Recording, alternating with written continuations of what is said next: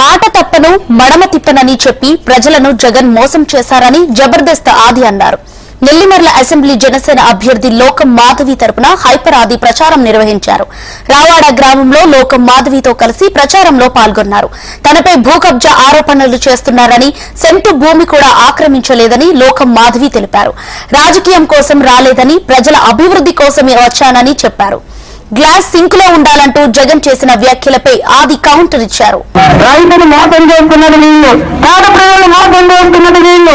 రైతులకి కరెక్ట్ గా సాగునీరు అందించి సబ్సిడీలో విత్తనాలు ఎరువులు అందిస్తే ఖచ్చితంగా పండించుకుంటారా? పండించుకుంటారు. కాబట్టి మన రైతులను ఆదుకోవాలి.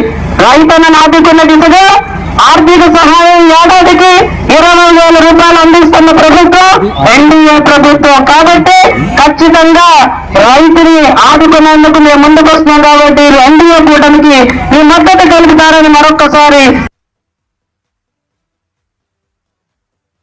మాట తప్పను మనం తొక్కను అన్నారు. ప్రత్యేక హోదా వచ్చిందా మనకి?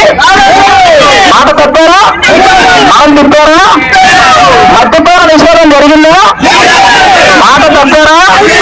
మనం తిప్పారా? సిపిఎస్ రద్దు చేశారా?